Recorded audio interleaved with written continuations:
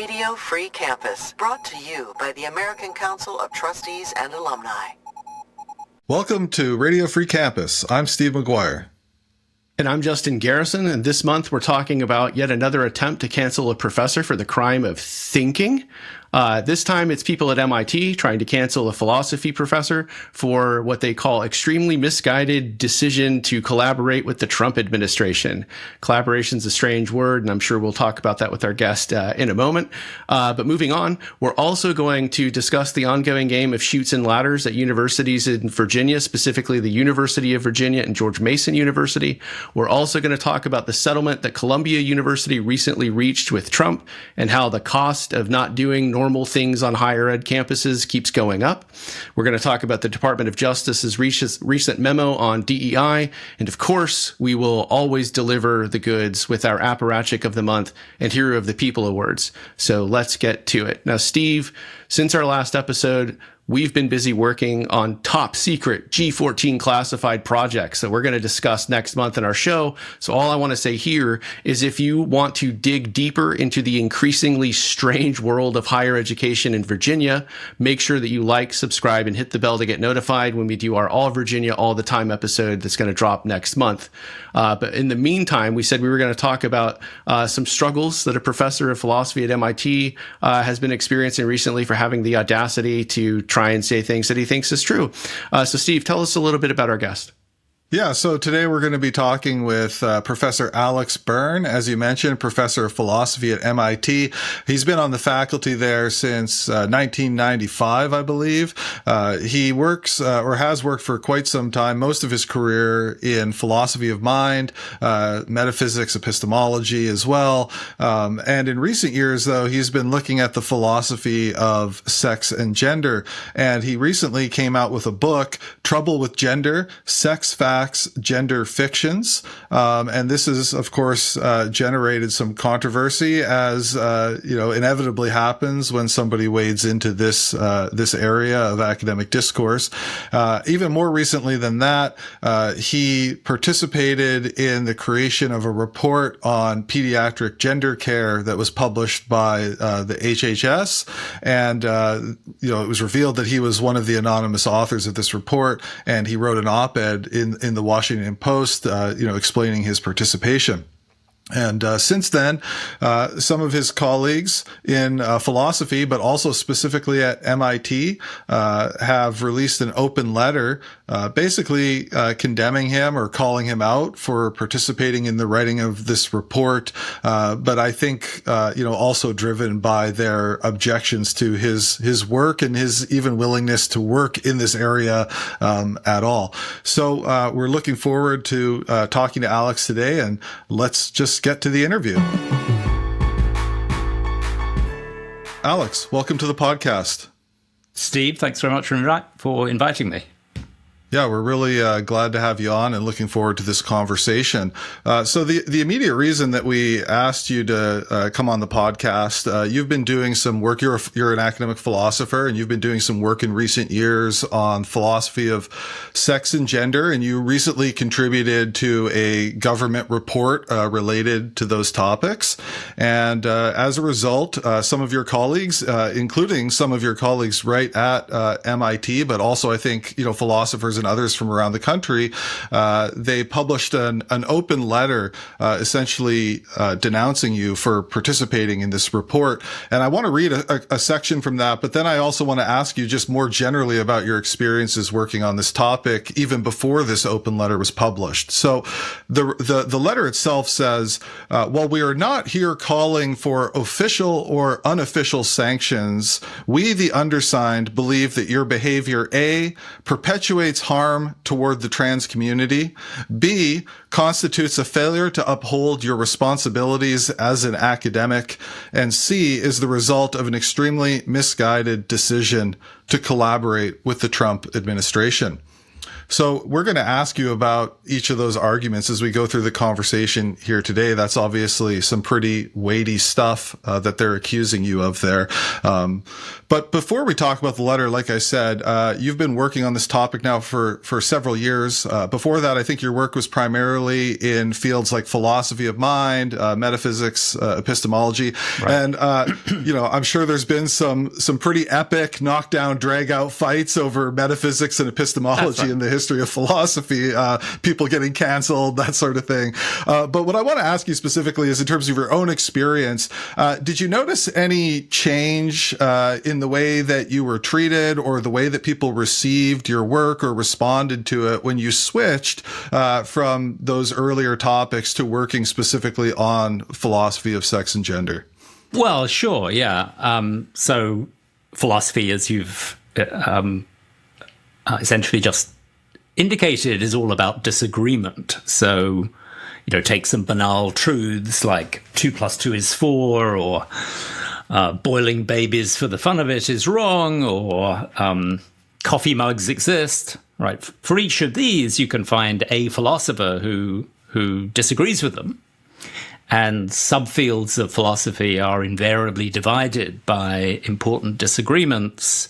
As you said, one of my main interests is the philosophy of mind, and one very salient division in the philosophy of mind is between the materialists or physicalists who think that the mind is wholly physical, the mind is the brain, or a computer program running on the hardware of the brain, or something like that, and the immaterialists or non-physicalists or dualists who think that the mind is somehow immaterial or non-physical.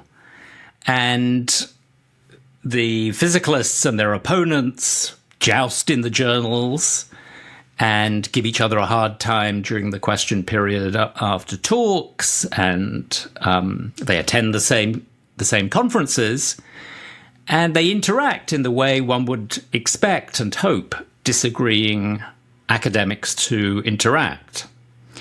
The philosophy of sex and gender is most certainly not like that.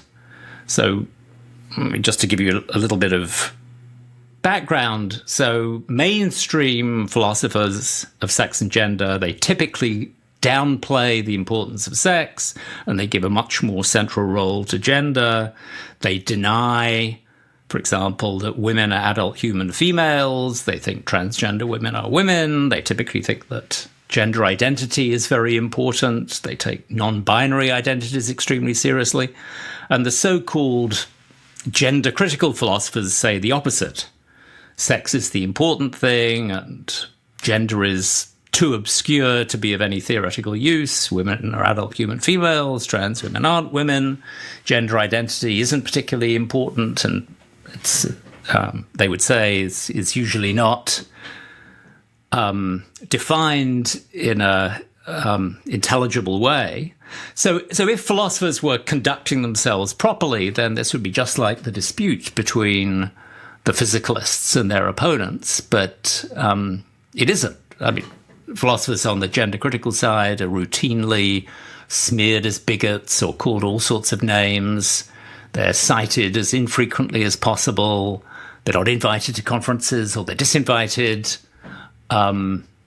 So just one example, if I can remember it to give you the flavor, in 2019, a philosopher, a fully grown adult academic, I should emphasize, published an article in Inside Higher Ed in which he said that gender-critical philosophers should not be engaged with. And this is more or less a quote. Can I swear on your podcast? You can always bleep it out. Yeah, do what you got to do. Yeah. Hey, if they printed it, it in Inside Higher Ed. We have higher standards. What he said was, and what they printed was something like, they, the gender critical philosophers, should be told to square brackets unprintable here. So he was basically saying in Inside Higher Ed they should be told to fuck off. And I emphasize this is a fully grown adult academic teaching at a university. And I mean, I should also emphasize that my treatment by some of my colleagues in the profession, has not been anywhere near as bad. It's been very mild compared to the treatment of some philosophers, like Kathleen Stock, who is perhaps the most famous example, who taught at the University of Sussex in the UK and endured about 3 years of harassment before resigning. Still, in my own case, a well-known philosopher, another fully grown adult academic said on Facebook recently, in so many words, that I was a Nazi. And this post was liked by well-known senior figures in feminist philosophy. Graduate students notice these things, and they get the message that this is an acceptable way to behave. So it is very, very different. I mean, it's practically unique, the philosophy of sex and gender at the moment, compared to other areas of philosophy. Yeah, and I think, as you're stressing, it's other academics. Like, there may be non-academics who get a hold of your work, or, you write an op-ed and you might receive some blowback on, say, social media, because obviously the topics that you're working on now are right in the middle of culture war issues, political issues, all of that. But you're talking here specifically about, like you said, full-grown academics who should be used to engaging in arguments with others with whom they disagree. Yeah, exactly. I mean, and of course, it's particularly ironic that the discipline in question is philosophy. Maybe you would expect no more from, I don't know, anthropologists or something, but philosophers, you would think. We'll let you say the F word, but I don't know if we can allow you to malign the anthropologists on the podcast. Apologies to the anthropologists. No, they deserve it. Yeah. If you had said sociologists, we'd be totally fine. But let me hand it over to Justin here. All right, so we're on here with Alex Byrne of MIT. He's the author of Trouble with Gender. And Alex, I wanted to follow up a little bit with something that Steve, brought to our attention and that you've been discussing. You said that, this isn't the same kind of environment academically compared to, maybe debates about philosophy of the mind. And when you were talking, I kind of had this panic attack that somehow there was going to be a department of metaphysics and like David Bentley Hart would become the chair of the department, I mean, these are serious questions, right? But, they don't seem to generate the kind of controversy that you've experienced with your own writing and that you were talking about just a moment ago with other people. I guess part of what I'm wondering about is, with this charge of collaboration, I thought that was really unprofessional. That language in particular, I thought was really troubling. And when I was thinking through, okay, like why is this issue treated so differently in the academy? I guess one answer could be when you're talking about philosophy of the mind, there's not an obvious policy output. There's not an obvious culture war kind of component, but when we're talking about gender, people are kind of spiritually invested in the outcomes of these conversations and the outcomes of the policies that are generated from them. And so I really wanted to just kind of get your sense of why do you think, particularly in the discipline of philosophy that you belong to, that there's such a narrow range of acceptable views, essentially, maybe we could put it under the umbrella of like Butler, kind of thinking or something like this. But anyone who raises questions, I've looked at your book or I've listened to you do interviews about the content specifically. There's nothing inflammatory. There's nothing unsophisticated about your analysis and about your interpretation. Seems like a reasonable perspective to have.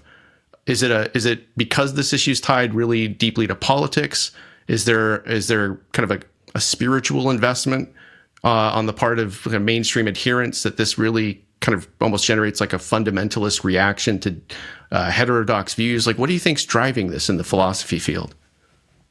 Yeah, I think it has something to do with the sort of general trend towards wokeism, if I can use that term, where, I mean, it's not really ideal, but it's there has been this tendency over the last 10 years or so to really emphasize the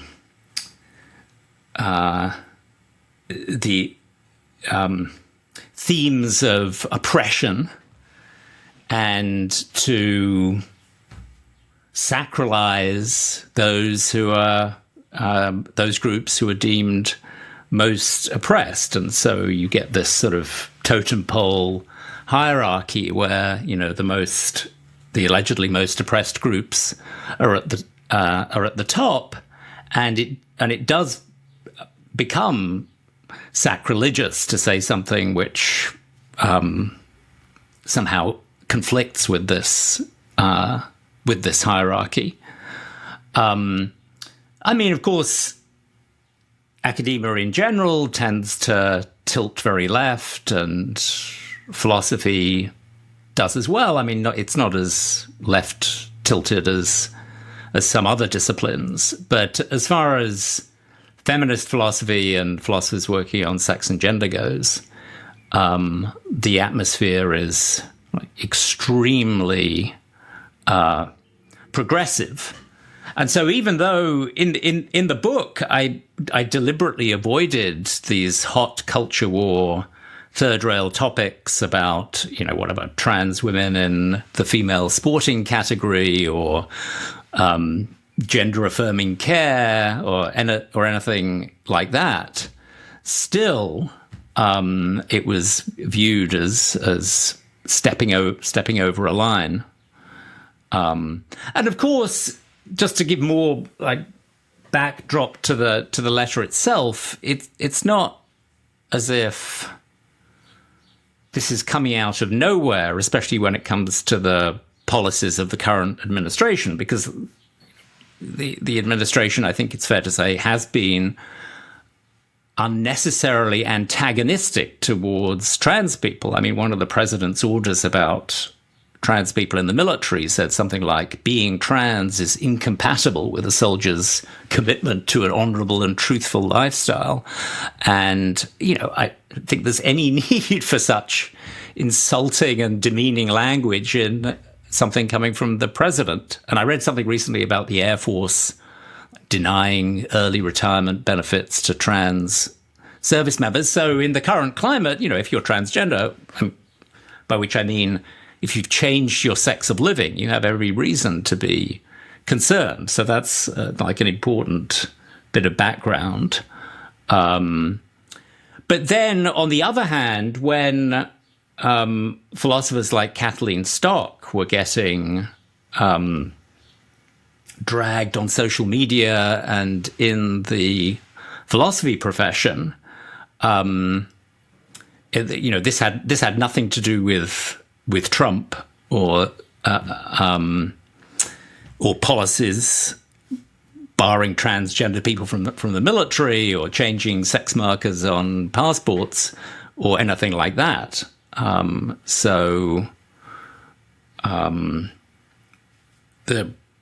policies of the current administration certainly factor into an explanation of why the topic is so toxic at the moment, but it's definitely not the only explanation, because the topic was very toxic long before that. Yeah. You know, it just, would it be fair to characterize your participation then as, in the HHS report, you know, not as collaboration because there's, you know, some kind of ideological affinity between you and the administration on this, or, you know, any other issue? It's not really a political thing for you. It's more about participating in the collective. Oh, for sure. Yeah. I mean, as you pointed out, I mean, you know, collaboration does have these overtones of, you know, I kind of started having flashbacks to like Belfast in the 70s. Yeah, right. Like exactly. Or, you know, the Vichy regime in France, or something like that. No, I thought that I had the opportunity to make the report, which is a review of best practices of treatment for pediatric gender dysphoria, that is roughly discomfort with one's sex in minors, I thought I had the opportunities to make that as evidence-based and as level-headed and as non-inflammatory as possible. And I was, encouraged by the fact that I knew most of the other people. There were 9 people on the team who wrote the report, and I knew that together we could produce something of genuine value. And of course, the current administration is not going to be around forever, but this report will be. And as some people have said, it's the US's own version of the UK's Cass review, which came out in April of 2024, which is the largest examination of the evidence base for pediatric gender medicine ever produced. It took 4 years. To write, and the US needs its own version of the Cass review, and so that's why I agreed to contribute. Amazingly enough, given some of the rhetoric coming from the administration, things so easily could have gone the other way. They could have asked a bunch of ideologues who really would have stretched the evidence to write it, but in fact they didn't. So clearly there were some adults in the room guiding the selection of the authors. Go ahead. Yeah, well, that's just to say that I think the language of collaboration is just like entirely out of place. Yeah, it sounds inflammatory. Yeah. I wanted to kind of keep going with this line for just a moment, because you've used the phrase evidence-based a few times. You're talking about having adults in the room, drafting the report. So one of the accusations in the letter is a kind of ad hominem attack that I think of as credentialism, right? You're not qualified to talk about this topic based on the degree you have or the training that you have.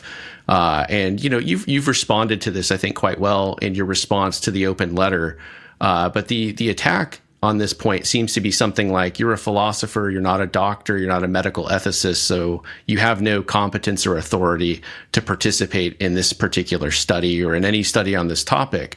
And what I was curious about from your perspective, whether you want to talk about it specifically as it relates to this HHS report or more broadly, what is the role that a philosopher can play in these kinds of discussions where it's clearly implicating philosophical questions, but it's not an academic conference or something where it's, so obviously appropriate? What's the role of a philosopher in these kinds of areas that this group of letter writers doesn't seem to understand or is unwilling to acknowledge? Right. I should say it's a totally reasonable question, whether I overstep the boundaries of my expertise. It's not a totally unfair charge. It is a very strange accusation anyway, even if, let's just assume for the sake of the argument that, yes, philosophers can't really contribute very much unless maybe you're a specialist in bioethics to this dispute, because the letter didn't dispute that there were sufficient experts on the 9-person team. They were in absolutely no position to dispute that anyway, since they didn't know the identities of the other 8. And it's quite common in science for multi-authored pieces to include people who contribute little more to the paper or whatever than, preparing the illustrations or assisting with the data collection or whatever. That's not weird. And the letter writers had no idea whether my contribution went beyond, compiling the bibliography, say, or copy editing the prose or anything like that. So even if you thought the charge had some basis, it was still somewhat weak, even on its own face. But of course, I mean, the charge is like particularly rich coming from philosophers of sex and gender, who most certainly think that this whole debate has philosophical aspects. Philosophers can bring a great deal of clarity to debates where there's a lot of terminological confusion and the central concepts are not understood. And I mean, one concept that's absolutely central to pediatric gender medicine is that of gender identity. And I've written extensively. I'm probably, not to flatter myself, but I'm probably one of the world experts on the history of gender identity at this point.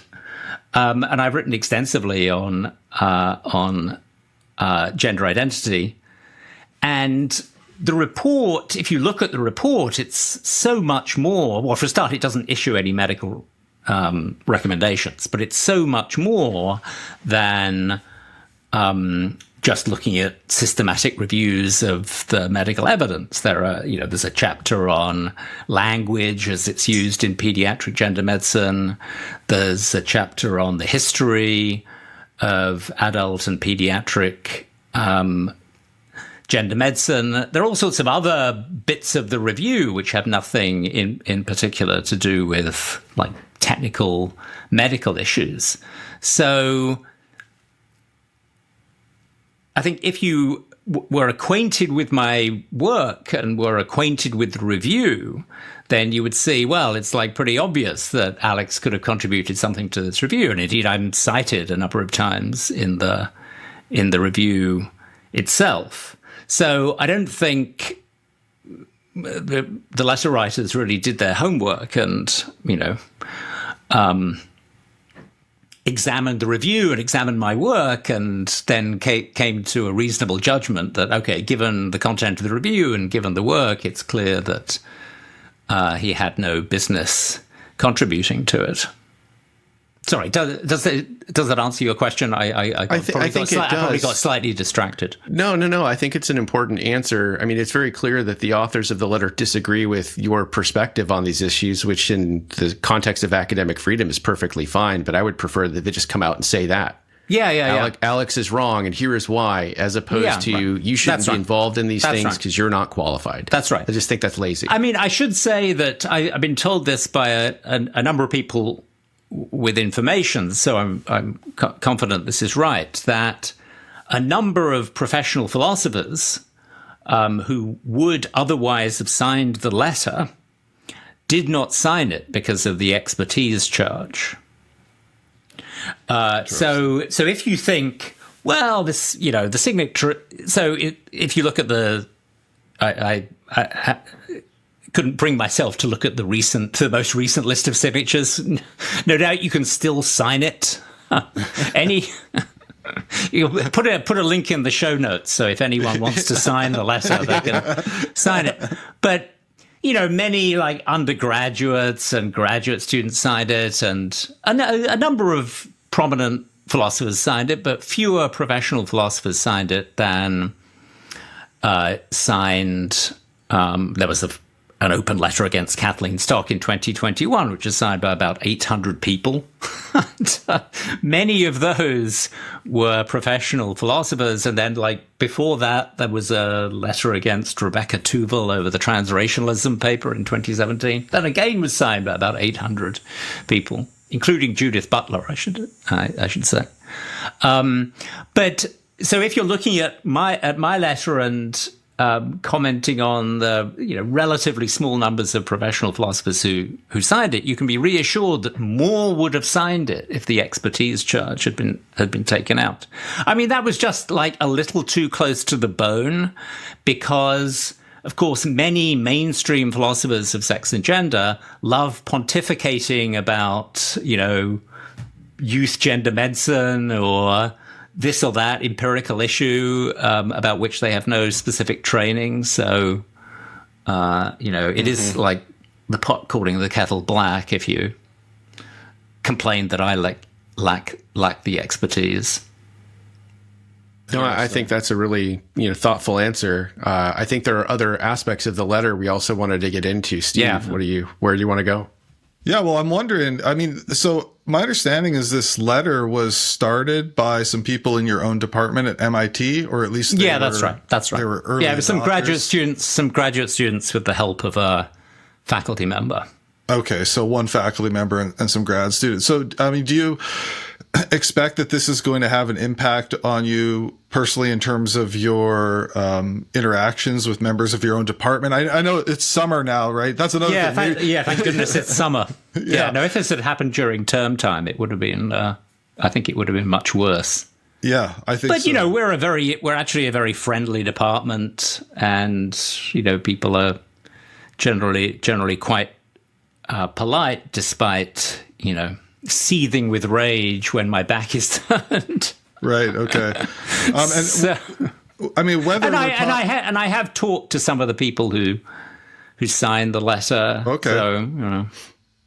So civil conversation going forward. Yeah, for sure. Might be a possibility. Yeah, for sure. That's good. For sure.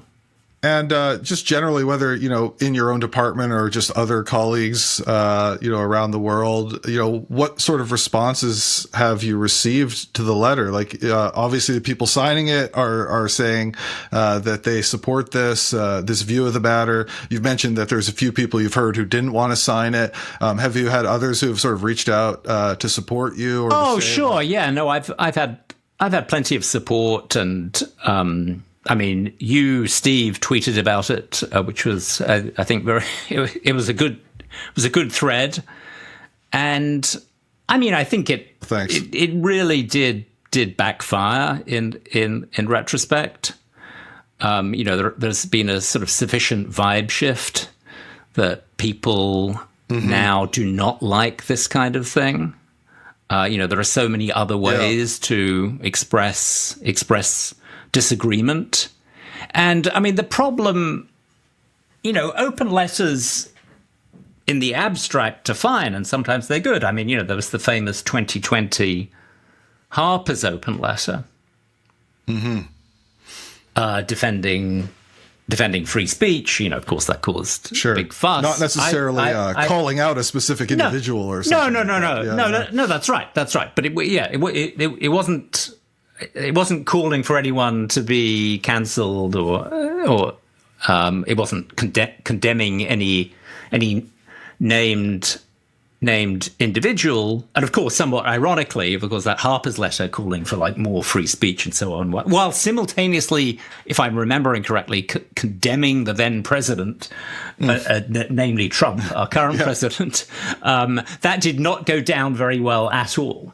With the progressive crowd, and some people actually withdrew their names from the list of signatures once they discovered who else was on the list. Right. Anyway, so I thought that was a great open letter. This open letter, though, it wasn't just an open letter. There's probably a name for this kind of open letter, namely one that anyone can sign. So that you didn't even have to be a philosopher or an academic to sign it. Right. The call went out on social media. The letter certainly didn't, invite a response from me or attempt to open up some dialogue or debate or anything like that. It didn't end. We look forward to your response or something like that. And. The basic message was, you, Alex Byrne, are a bad person. You're guilty of a serious professional ethical lapse, although for some mysterious reason, we're not going to make an official complaint to the MIT administration. And many people agree with this. It's not just a handful of us. Look, there are some hundreds of people who agree with this. And, of course, the effect of an open letter of that sort is simply to deter anyone else from dipping their toes into the third rail topic du jour, in this case, pediatric gender medicine, if they suspect that they might end up with the wrong answers once they do it. I mean, I was just thinking about this the other day in connection with tenure, because someone was posting on X about tenure and whether it's a good idea. My first thought was, well, I would actually have never started working on this if I didn't have tenure. It's just too risky. If the problem with the tenure is it really is this huge bar you have to leap over. And if you don't get tenure, that's a life-changing event. You might not get an academic job elsewhere. You're then relatively old, probably with not that many transferable skills. So it's a really big thing. You have to be courageous to the point of being foolhardy to jeopardize your chances of getting tenure. So that's looked at one way, that's an argument for tenure, because I only did this because I had tenure. But then on the other hand, the effect of these letters is to make it practically impossible for untenured faculty members to weigh in on this debate, because too much is at stake. They really could, in effect, lose their jobs and lose their careers if they start writing on these matters and forcefully expressing the wrong point of view. So in a way, that's a disadvantage of the tenure system, because you have to leap through so many hoops to get tenure in the first place. Every incentive is in place for you to just dial back on anything that's controversial or could arouse the ire of your colleagues before actually getting tenure. And then typically when you get tenure, it's just it's really too late. You've already socialized yourself into orthodoxy. Right.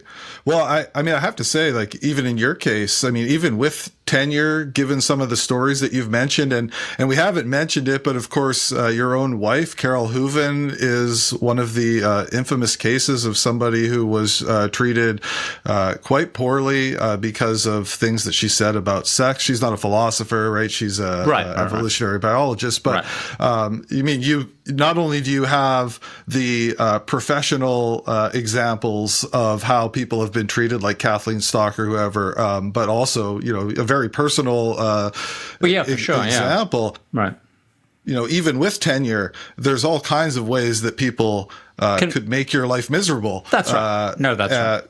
For doing that. Yeah, that's exactly right. I should emphasize that Carol did not have tenure, and if she had, it would have been a very different story, I think. But still, of course, you're absolutely right that tenure is no absolute protection against this kind of thing. Your life can be made totally miserable at work. Yeah. Right, yeah, but it does give you some kind of foundation to stand your ground or to fight back if you do face a kind of cancellation wave or something like that. Right. But yeah, one of the things I wanted to ask you about, bringing the interview towards a close, is about what you already mentioned, the impact of a letter like this. And you address this in your response. They're saying that you're collaborating with essentially an evil government regime. They're saying that you're violating professional standards. You're acting unethically. They accuse you of perpetrating harm against trans people. Of course, they don't really offer any evidence. They're not offering an analysis of your work or anything like that. They admit in the letter that, this is, that what you've done is consistent with your academic freedom. They say in the part that I read at the beginning of the interview, we're not seeking sanctions. And you address this in your letter. You say, well, why not? if you've done all of these terrible things, right? And so, I guess I kind of have a two-part question to bring things towards a close. And one is, let's imagine a scenario where somebody is doing something that's profoundly unprofessional or unethical, because of course, academic freedom also comes with academic responsibility. Yeah, and, maybe that side of things hasn't been developed quite as much over the years by, say, the AAUP. But everyone recognizes that there's something there, right? So if someone was really doing something that was unprofessional or that was unethical, something that might actually deserve sanctions, right? Like, what is the proper procedure in the academic context for something like that? Do you have any sense of like what maybe they should have done if they Sure. I mean, if they really did believe that that I'd been guilty of some serious professional ethical lapse, which is what the letter says, then I think I say this in my response. You should complain to the provost's office, or they should have approached the chair of the department in the first instance. Or there are all sorts of mechanisms for making complaints against faculty members. I mean, I should say that I've had the complete support of the MIT administration. They've been very helpful. So I have absolutely no complaints there at all. Well, that's great to hear. Especially, a few years after the episode with Dorian Abbott. I know. Well, that's right. Yeah, that's right. Yeah, but your university, I know, went through a whole process of developing a new statement on freedom of expression that, I think it was a faculty committee that really drove that process. That's right. Yeah, no, I was involved in that. So, the faculty passed our version. Of course, we had to do it our way, our version of the Chicago principles. And, right. Things are not perfect when it comes to free expression. I mean, of course, there have been the inevitable issues over Israel and Gaza, but things are generally trending, I think, in a hopeful direction. Maybe we're not quite there yet, but. Right. Well, this would certainly be a good sign of it. If the work that was done after what happened with Dorian set in place, a culture and a set of policies that help to protect you or someone else when they run into trouble. That's sort of the goal.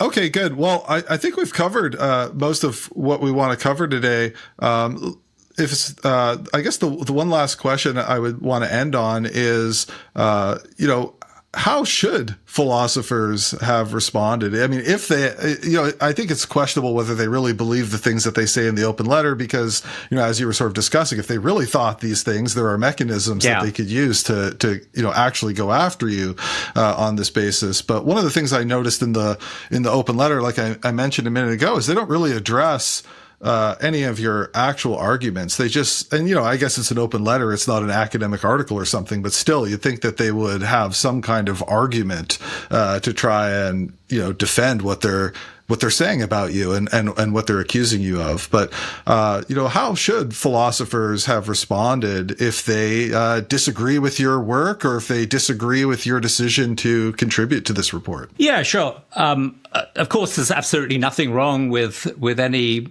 disagreement on that score. I mean, what they could have done, first of all, is contact me to get more information about why I chose to participate and gather a few more facts about what the HHS report actually says, and I could have pointed them to various bits of my work that were relevant and so on. Unfortunately, they didn't do that.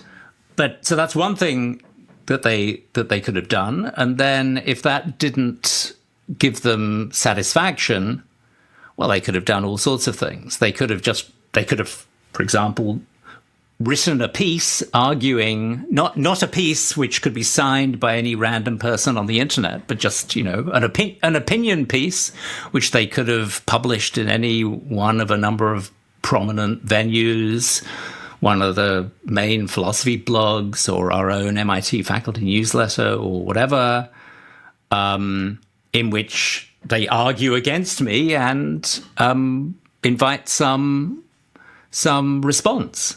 That's typically what philosophers do when they disagree.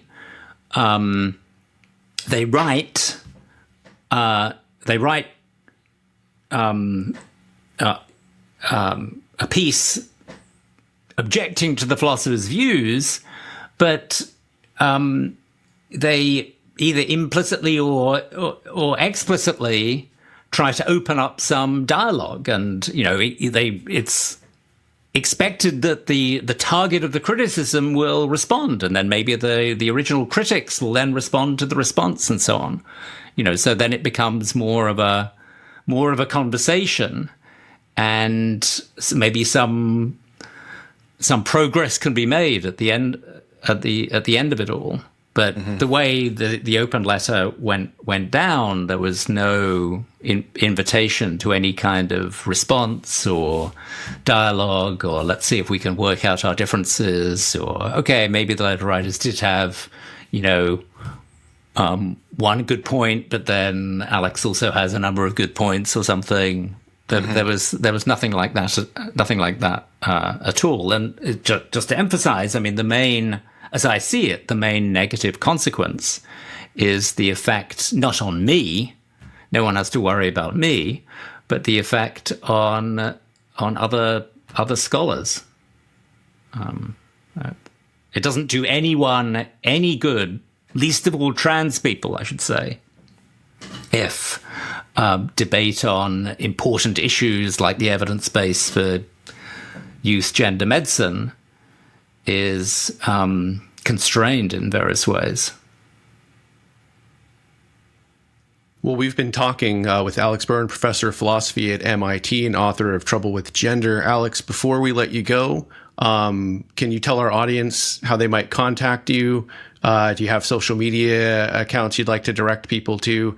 If people watch this and they're triggered, do you have the email address of a colleague that you don't like that you'd like us to share with people or something? Right. How can people learn more about you and your research? Well, I have a website. It's alexbyrne.org, and I'm on X as, I think it's Byrne_A. And people are welcome to email me. You can easily find out my email. And look, if opponents want to email me and ask for the email addresses of some of my foes or enemies, I'm most happy to provide them. Alex, thank you so much for your time today. It's been a wonderful conversation with you on our show. Justin, Steve, thanks very much.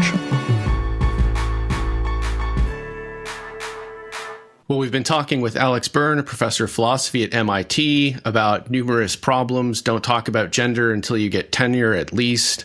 The serious risks and perils of trying to practice academic freedom and thinking like an adult, engaging in the political process, even in a kind of very indirect and non-ideological way as a philosopher.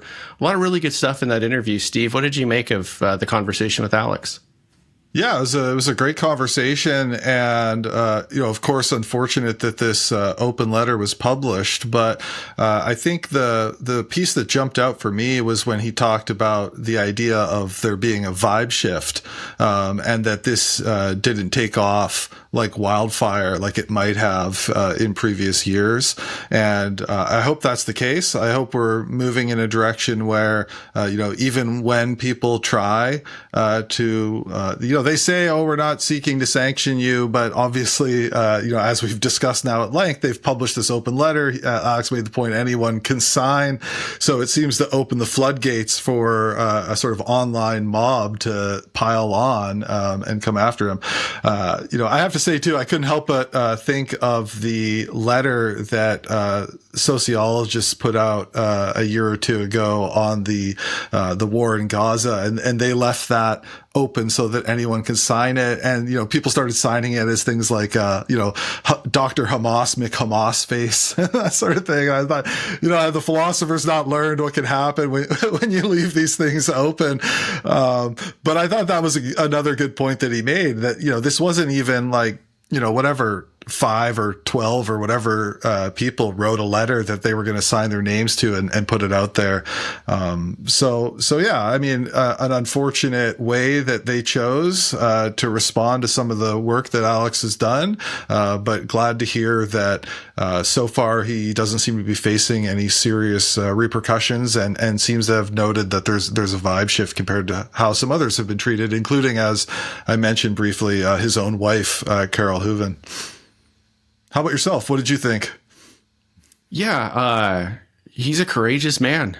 That's a topic that, even with tenure, it's really perilous. And it's not because your findings are scientifically, or in his case, philosophically suspect. It's just politically incorrect, like in the literal sense of that term. This is not appropriate to talk about unless you're going to do it in certain approved ways. I mean, it reminds me, I'm probably going to mess this up, but the Soviets during like the Stalin era, like they rejected genetics in agriculture because that violated their socialist vision of like the complete freedom of man. And, okay. like, okay, but it's no wonder that people in the Soviet Union like starved for decades, in various ways. You can't just reject things because they're ideologically inconvenient if they happen to be true. And I just thought the whole tone of the letter that the people wrote opposing him was so thoroughly dishonest. Mm-hmm. I'm going to go out on a limb of sorts.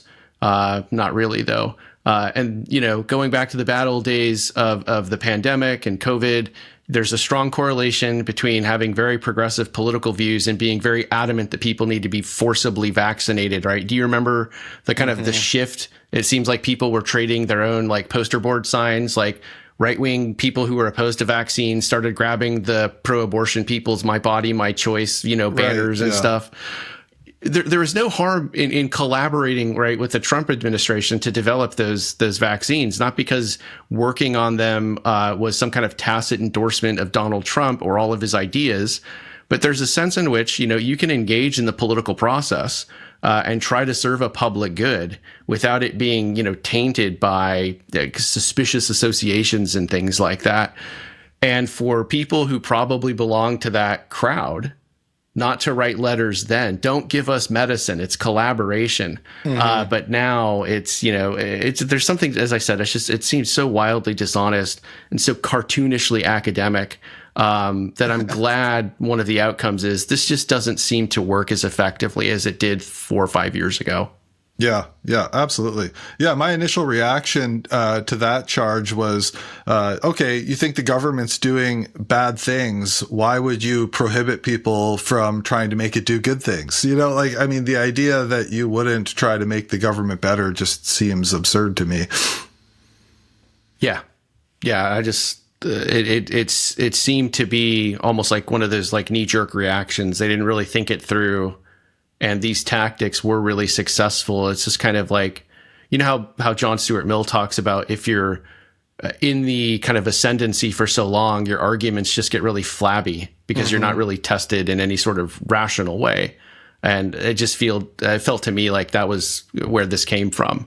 Right. Just, kind of routine cancellation, but the vibe shift is a real thing.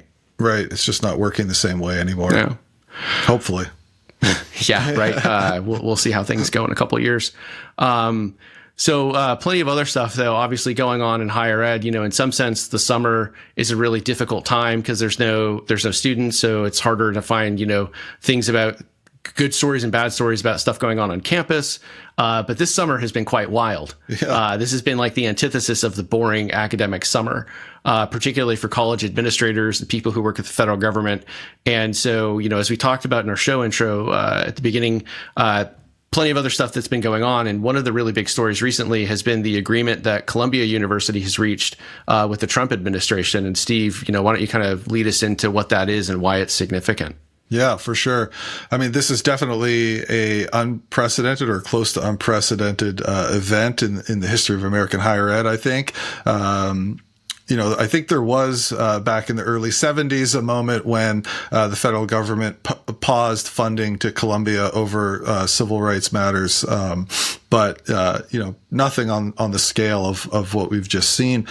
And of course, Penn had a deal as well over Title IX, and then after Columbia, Brown University announced a deal. And I think one of the questions on everyone's mind, was when Columbia, if and when they reach a deal, if and when Harvard reaches a deal, does this set a precedent or establish some kind of roadmap that others could follow? And, I think at ACTA, while we recognize that the government has some jurisdiction, obviously, over things like civil rights matters. We've also expressed some concern about some of the ways that the government has gone about this process. Our president, Michael Polyakov, has now released 2 statements on the situation at Columbia. One shortly after federal funding was initially pulled, and we're going to be one of the first groups to tell you that these universities need all sorts of reforms dealing with things like DEI, anti-Semitism, but also, beyond that, there's all kinds of reforms that we advocate for at ACTA in terms of academic excellence, fiscal responsibility, et cetera. But, we're concerned about the way that the government pulled all of this federal funding at the beginning of the process. And now he's released a second statement in the wake of the deal, and it expressed that it's a relief that this funding is going to be turned back on. And I think I saw just an article just the other day that some of it is in fact the funding is coming back online. So that's good to see. As far as the deal itself, some of it just confirmed some of the things that Columbia had already done or agreed to or said that it would do. A lot of that addressing issues, surrounding anti-Semitism on campus. And so in terms of what was new when this final deal was signed, well, one of the things that jumps out right away is the payment that the university had to make, $200 million plus about $21 million to the EOC that's going to go towards, victims and that sort of thing. And, this sum is unprecedented. Michael, our president, in his statement says, this money could have been, better used in ways that would have improved the university. So I think that's concerning. In terms of the other provisions in the agreement, at one point it says that the university will ensure that students are committed to various values. And there's clearly a First Amendment issue there, I think, at least with the way that is worded. I mean, I think you could say, look, we're going to have rules at this university that are consistent with things like civil discourse, dialogue, and we're going to expect people to conduct themselves in certain ways that are consistent with those kinds of values. But you can't actually force, the university can't make somebody believe something, and the government certainly can't do it either. So there's definitely some room to, I guess more than quibble with that particular part of the agreement and how it was worded. One of the things that just really jumped out at me was the provisions dealing with admissions and hiring.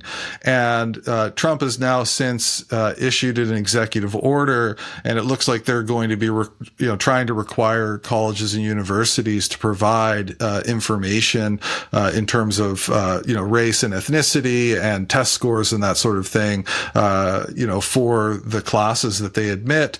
But this was in the Columbia Agreement before that executive order was released, and that was quite remarkable. And clearly what they're trying to do is ensure that the Supreme Court case on affirmative action is being followed. And there's been plenty to suggest in the wake of that decision that universities aren't strictly following it, that they're actively trying to find ways around it. Some things that they might do might in fact be legal, others might not. So that's something that's probably going to have to be tested and played out maybe even in the courts going forward. But I thought it was really fascinating to see that part of the agreement.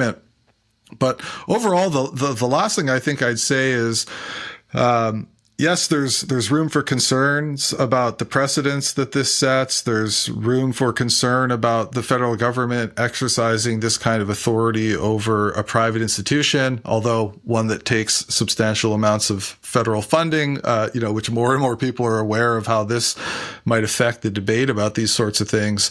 So there's concern for all of that. But nevertheless, a lot of American colleges and universities need serious reforms, and several of the things that are included in this agreement and previous ones and previous actions that Columbia has taken are things that universities should probably be doing or doing something similar to. And so I would say, certainly if I were a member of a board of trustees at another institution or an academic leader at another institution, I'd be looking very closely at this and comparing it to the policies that we have in place at our institution and asking, what can we do here? What should we do?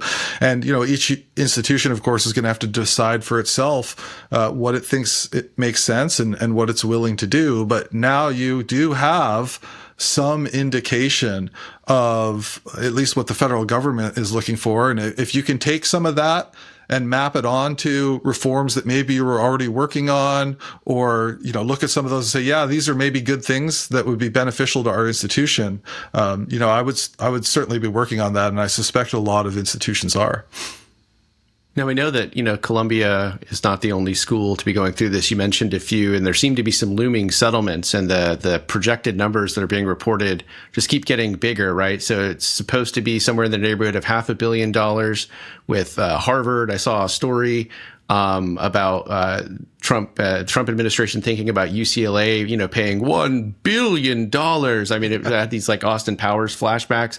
So, I guess a short comment is, if you think you're the school in line after UCLA, figure it out now, because the price is just going to go up. But so there are a lot of different specific institutions, but then there's some kind of like overarching frameworks that the federal government continues to unveil. And one of the things that came out recently was a memo from the Attorney General of the United States, Pam Bondi, and I was wondering, how do you see these things kind of fitting together?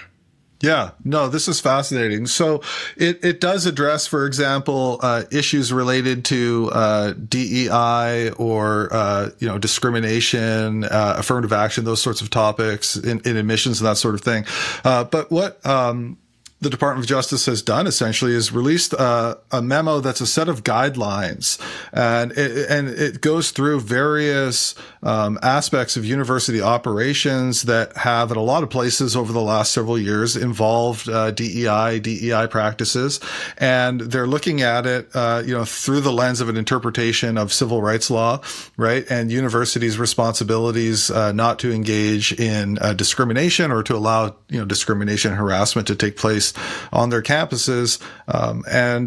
If you think back to the first Trump administration and the idea of banning divisive concepts, right? And this has been an approach that some of the state governments have taken as well. And this just sort of immediately raises First Amendment issues, right? Because you're talking about banning certain kinds of concepts or saying that certain kinds of concepts can't be pushed. And, it might be one thing for a state government to say, we're not going to fund certain kinds of bureaucratic offices, maybe if it starts to get into classroom instruction or research. Now you're talking about, issues of academic freedom, free speech on campus, specifically in those contexts. And so it gets really difficult. One famous example, of course, would be like Stop Woke, in Florida, which ran into some issues. And so, now though, in this latest memo, what they seem to be doing is they're offering an interpretation of civil rights law, and they're saying this is how we are going to interpret and understand these things. And here is a series of guidelines, and a lot of it says, if you're doing X, you may be in violation of civil rights law. And so it's a set of guidelines that people who are running universities they can take take them and they can use it to analyze their own policies, their own practices, and they can say, are we doing any of this? And does it look like the kinds of examples that they're providing in these guidelines? And then ask themselves, do we think that this is potentially putting us at odds with federal civil rights law? And then they can, hopefully, change their policies, and their procedures and that sort of thing to align if they think that that's, what they should do. I can imagine that in some cases, they might say, look, this looks kind of like what they're suggesting, but that's not really what we're up to, and we're prepared to defend it and show that it's not a violation of civil rights law. Of course, that would be a reasonable response as well. But I think what it does is it focuses on things that universities are doing in the context of questions about, discrimination and federal law, and as opposed to, say, just like banning concepts or trying to, this might be a more effective approach for addressing some of the issues that have, either allowed discrimination to spread on American campuses and also affected, academic freedom and free speech on those campuses, but doing it in a way that might be more consistent with existing law. Again, of course, a lot of this would probably need to be tested out over time in the courts, or else, universities will have to kind of work out agreements in the absence of precedent. Yeah. I think the message that came out of the comments that you just made is, at a minimum, whether you're a president or an administrator at a lower level, or you're part of a board of trustees or whatever it might be called in, a given state or institution, you really need to be engaged. You really need to be informed, because you need to know where you can push back if you think that's warranted, and you need to know where you need to fix things before it's imposed on you in a way that you don't like. And with that in mind, I wanted to briefly just alert our viewers, not just people who might be watching or listening on the podcast version who are board members, but really anybody, that we've got a guide coming out. It should come out right around the same time as the episode that we're recording now drops. So I imagine either when that drops or shortly thereafter, we can put a link to this in our show notes. But we are putting the finishing touches on a new trustee guide about how to create a discrimination-free campus, which is increasingly important for monetary reasons, for legal reasons, but I would hope that more people would take it seriously beyond those two things. Those are important things, but you can be forced to do that against your will. And I think part of what ACTA would like is that people do these kinds of reforms freely because they are the right things to do. This is what it would mean to be a good steward beyond, bargain basement legal compliance or something like that. So in this guide that we're about to release, we recommend that trustees in particular really take the lead and eliminate what looks like, at least in the foreseeable future, to be increasingly unlawful or legally questionable practices related to diversity, equity, and inclusion in a variety of ways in which that manifests on campuses. We're going to be mailing this guide through the snail mail. If you're someone who's under the age of 40 and you've never heard what the mail is, there's got to be a YouTube video on that as well. We're going to send this out to about 1,000 board chairs. We're also going to make it available on our website. As I said, we'll try to link to that. And while that's one of our main targets, this is the kind of information that would really be helpful to anyone.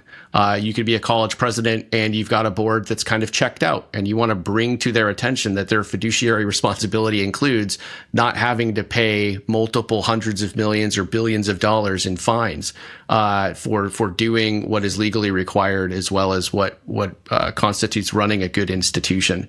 So if you're an administrator or irascible alumni or regular alumni, or if you're a student, and you're on the ground level and you're seeing where some of these questionable practices are happening, even if they're not written down in like policy or on paper, this is something that could be really helpful to a number of people, different kinds of people. And so I strongly encourage people to check that out when it's available, and it should, as I said, be pretty soon.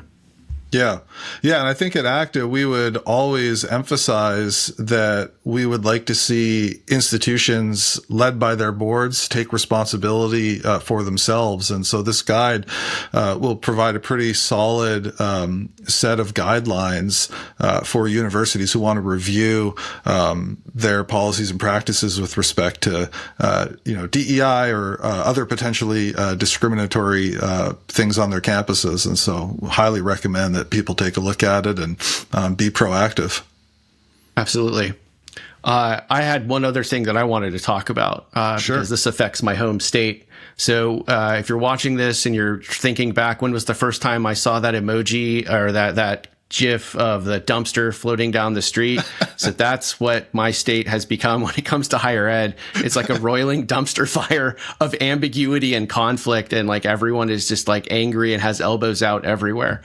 So over the last month or so, higher ed has gotten pretty weird in Virginia, and I wanted to focus on that, just really thinking about two really prominent institutions, the University of Virginia, which is in Charlottesville, and then George Mason, which is in Fairfax. It's up in northern Virginia, right, the DC suburbs.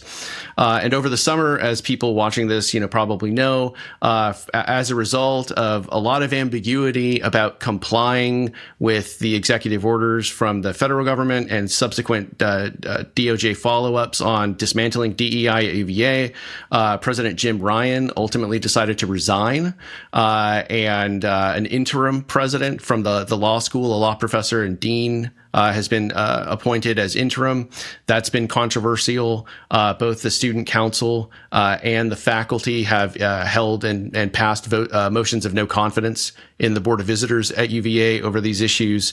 Some professors yesterday were having a press conference at UVA's campus saying that the search for the interim was illegitimate and that the inclusion of faculty and students and staff was just kind of window dressing, that no real power was given to those folks in terms of the decision. And then it gets further complicated at UVA because an interim president's not a permanent president. And so they're interested in and trying to start a search for a full-time replacement, but they have been warned by state legislators not to do that until after we have our statewide elections.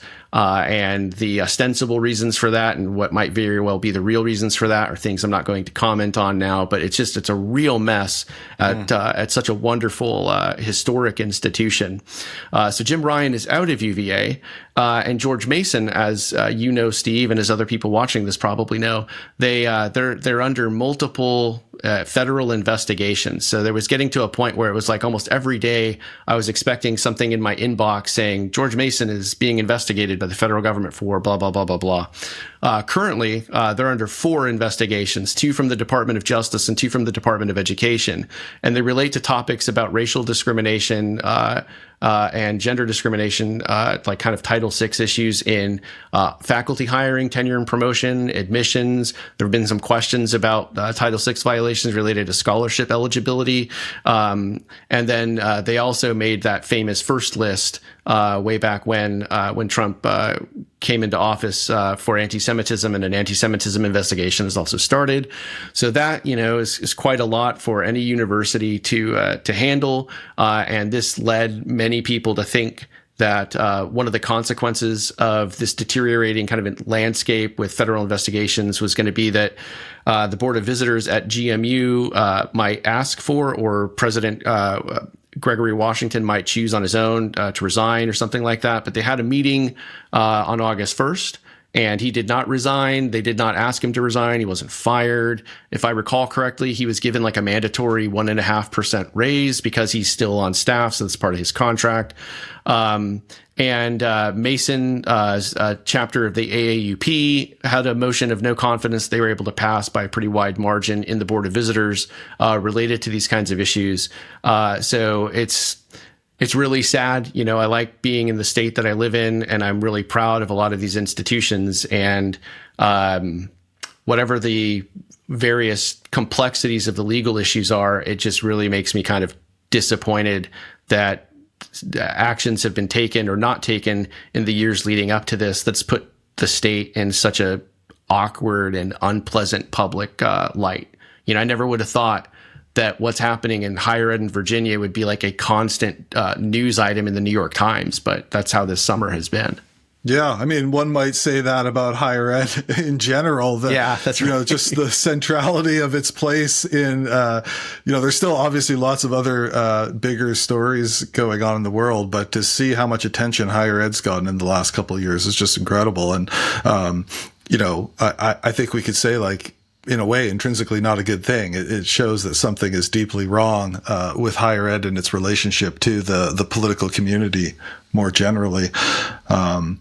But yeah, I mean, very interesting to contrast what happened at UVA and GMU. And yeah, I think you're right that, there was a lot of reports, people were watching to see if President Washington would be fired by the board. And, when he wasn't, there was a lot of reports like, oh, and not only did they not fire him, they gave him a raise. My understanding is they were legally required to do that and gave him the smallest, legally required raise. So, it wasn't like they were making some kind of statement there other than, we're not firing the guy. Yeah. And it seems like, university presidents, I suppose these have always been, controversial processes. A few years ago, there was some controversy when Ben Sasse was selected as the sole finalist down in Florida. And then there was controversy again when his potential successor, Santa Ono, was selected. And of course, there was a fairly significant public campaign to prevent that from happening. And, eventually he was rejected by the Board of Governors there. But what's happened at UVA seems to be something, qualitatively different from some of these other examples. I know Attorney General Harmeet Dillon, she was interviewed on one of the major news programs and said, like, we did not demand that Jim Ryan be fired or be removed, but she did, I don't want to misquote her, but essentially indicated that they had suggested it might be difficult to move forward if certain things didn't change in terms of, maybe how he or some potential successor was handling their requests for information and reporting on DEI at the institution. But, clearly there's, again, room to be concerned, about the idea that the federal government is, removing university presidents or trying to. On the other hand, it does seem like there was a pattern of evasion, at UVA, in terms of, reporting on these things and complying with the law. So very difficult situation. So if you're intrigued by that or terrified or horrified by that, all next month it's going to be Virginia on our show. And since I mentioned that they're doing a presidential search, one of our standards in the gold standard for freedom of expression is that in a presidential search, you make free expression an explicit search criterion. I can't stress how important that is, and I really encourage UVA to take that step. I've looked at the search brochure from 2017 that led to the hiring of Jim Ryan, and nothing like that really was in there. And so one of the ways in which you can attract the kind of leadership that promotes academic freedom on campus is to actually, make that a job description component, I think it's really important. UVA loves to talk about, in some sense, in some areas, they love to talk about, Thomas Jefferson and just kind of this wonderful commitment to really kind of broad free speech and so on and so forth. And that's great. But if you don't have the personnel to actually carry that into concrete action, it's just words.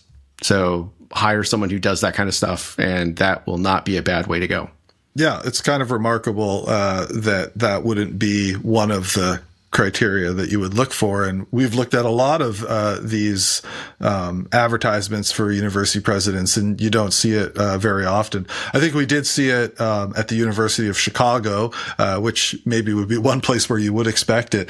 But just overall, too, not just in presidential searches, but even in various documents that universities put out, mission statements, vision statements, lists of values. When you go through these, it's just remarkable to me how often things like free inquiry or academic freedom are not front and center in these things. And if you're not communicating that, then people aren't going to think that it's a important part of what you're doing at your institution. Yeah. Couldn't agree more. All right. So it's time for the part of this show that everyone always looks forward to, and they stay to the end and engage with this entire video just to get to this point. We're going to do our awards, and I'm going to start with this month's Hero of the People. So this month, we were slagging off GMU a moment ago. We picked them as well. So, we take with one hand, but we give with the other on this show. And so we picked GMU in part because at the same board meeting where President Washington got a 1.5% raise, they passed a really intriguing resolution that, is broadly kind of dealing with a lot of the issues that we've been talking about for the last few minutes. How do you stay on the right side of Title VI and Title VII and a variety of other federal non-discrimination laws and requirements. And so on August 1st, they passed this, it's called the Resolution of George Mason University regarding merit-based excellence, student opportunity, and freedom from discrimination. This is a pretty good document, in my view, in a lot of different ways. It says it repeatedly. Comply with federal and state law. Comply, you would think you don't need to be told that, but that's an important thing to own up to and to commit to. So this resolution is very clearly grounded in the recent experience of GMU with federal investigations and so forth, but also kind of the broader shift in higher ed's landscape since Trump took office again. And it commits to a number of really important things related to faculty hiring and tenure and promotion being merit-based. That's very much in line on the language level, at least, with something like the Shills Report, which we are pretty strong proponents of in the Campus Freedom Initiative and at ACTA more broadly. It also talks about these kinds of things in terms of admissions. There's also a prohibition against holding conferences talking about, anti-racism and implicit bias and things like this. One thing I did notice, because I was paying attention to this issue, in an earlier draft from the spring, there was some language in the resolution that was explicitly going to end the bias response team at GMU. That didn't seem to make it in quite the same way. Time will tell if some of the broader categories that GMU's committing to will include eventually getting rid of that. I know that sometimes schools, like GMU has done in this case, will maybe deflect questions about bias response by talking about them largely as just campus climate generating information and pointing people towards resources. That's better than high inquisitors and stuff like that coming out of bias response, but it's still not good enough. You can do those kinds of things, and those are important things to do in terms of directing students to resources without putting them under the rubric of a completely extra legal framework. You can do that if you're dealing with discrimination and harassment. Those are real legally enforceable categories that could accomplish some of those important goals without resorting to this kind of vague quasi-legal language. So for that reason, I think GMU deserves some credit, and they are our hero of the people. Great. Yeah, and it's interesting. A lot of people think of GMU as a more conservative or libertarian university.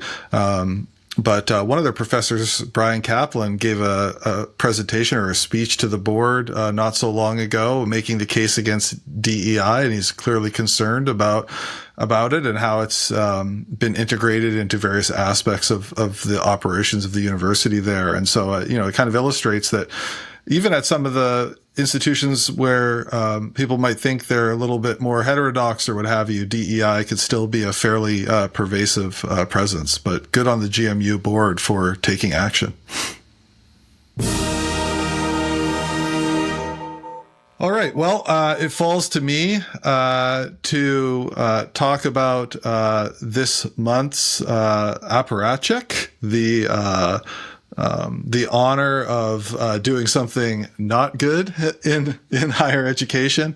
And for this month, I've selected a group of philosophers. I thought I'd stick with the theme of philosophers signing open letters after our interview with Alex. And there was another one having to do with Israel and Gaza, and it was a group of philosophers that signed. They're calling it a petition to the board of the American Philosophical Association, calling on them to make a statement. They want them. I'll just quote a couple of things. Unequivocally condemn the ongoing atrocities and war crimes against Palestinians that are financially and politically supported by our governments in the U.S. and Canada. Express solidarity with Palestinian scholars, et cetera, and honor the APA's commitment to the mission of SAR and create a fellowship program to support displaced scholars and students from Palestine. So they want them to make a statement, take some actions. And, I got to laugh. One of the funny things about this statement, they actually say, like, in the middle of the petition that the APA's stance is, of course, insignificant for global events. Right? Wow, what a revelation! Yeah. So they got the purpose. They don't expect to have an influence on world affairs, I guess. But then they go on to say, but your continued inaction in addressing this crisis sends a chilling message, which is an interesting choice of words, because people will often talk about the chilling effect that something like this could have on the academic freedom or the free speech of others. But they mean that it will show that, we don't care about certain kinds of people or something like that. But another interesting aspect of this is that they point to a statement that the organization made about Russia and Ukraine.